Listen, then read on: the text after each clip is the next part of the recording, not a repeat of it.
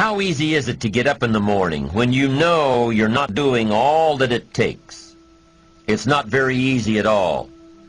You can just lay there awake thinking, oh, what's a few more minutes in bed? It won't matter much anyway. Wrong. It does matter. It will matter.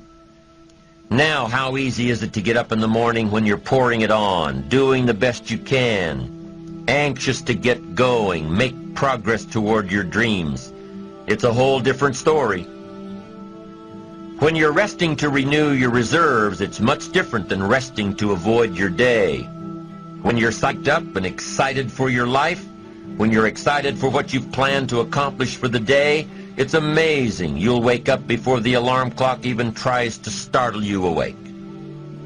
Your successes fuel your ambition. Your successes give you extra energy. Your successes pave the way for more successes. It's the snowball effect. With one success, you're excited to meet another, and another, and another. And pretty soon, the disciplines that were so difficult in the beginning, the disciplines that got you going, are now part of your philosophy. How do you know when you're successful? Do you have to be a millionaire? No. All we ask of you is that you earn all you possibly can. If you earn $10,000 a year and that's the best you can do, that's enough. God and everything else will see to it that you're okay. The key is to just do the best you can. If it's $10,000 a year, wonderful. If it's $100,000 a year, wonderful.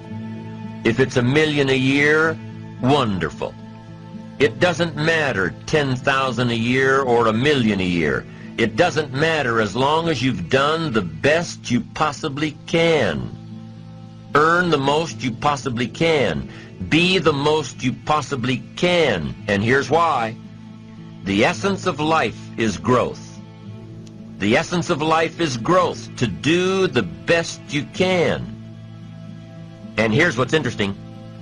Humans are the only life form that will do less than they possibly can. Humans are the only life form that will settle for less. Every other life form except human beings strive to its maximum capacity. How tall will a tree grow? Approximately. As tall as it possibly can. You never heard of a tree growing half as high as it could. No, trees don't grow half. Trees send their roots down as deep as possible, stretch their limbs up as high as possible, produce every leaf possible and every fruit possible. As a matter of fact, you never heard of a human physically growing half. We keep growing until we're done. Now that's a part of life we can't control. It's genetically coded. And that's probably why we keep growing till we're done. Because we can't control that part. It's the rest of our growing that we control. The growing of our minds, the expansion of our minds, that we can control. And that's what tends to get away from us. All life forms inherently strive to their max except human beings. Now, why wouldn't human beings strive to their maximum possibility? Here's why. Because we've been given the dignity of choice. It makes us different than alligators and trees and birds. The dignity of choice makes us different than all other life forms. And here's the choice. To become part of what we could be, enough to get by, or to become all that we can be. My best advice for you is to choose the all.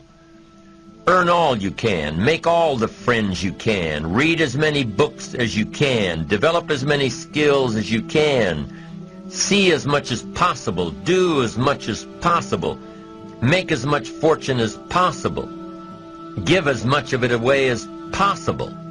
The max. There's no life like it. I'm telling you, once I got on track, I've never looked back. Pick up the challenge. Go for it. Take the best of the two easies. Take the route of it's easy to get ahead. It's easy to do all you can. It's easy to succeed. It's easy to have financial freedom. The more you do, the more you get. So the two primary benefits of positive reinforcement are, number one, to build good habits, and number two, to create more energy to fuel your ambitions, your desires, your achievements. How can you isolate what's working for you and what isn't? How can you make sure that you are reinforcing your positive disciplines? Well, if it isn't apparent, easy to see right away, if what you're doing is happening in such small increments that you're not sure if you're on track, then you need to be writing it down. You need to keep a journal anyway. But if you really aren't sure that what you're doing is making measurable progress, you need to keep a written record. You need to write down everything that may be relevant in your day. What you did, who you saw, what you felt, how it may or may not affect you now and in the future. The best way to track your activities of the day is to write them down. The best way to track your activities of the week is to write them down. The best way to analyze your progress through the year is to have written it down. Why? So you can look back on it. Because by keeping a written record of your life, you will be more accountable. By putting into writing the action steps that you have planned, you will easily see what works and what doesn't. Most people just try to get through the day, never writing anything down, never keeping track of their progress along the way, never really knowing if they are doing all they can to reach their goals, to drive their ambition. But gifted people learn to get from the day. They don't let a day end without picking up some valuable experience, some emotional content, some idea that may positively affect their future. To get the most from a day, to learn the most from a day, you need to be able to reflect on the day.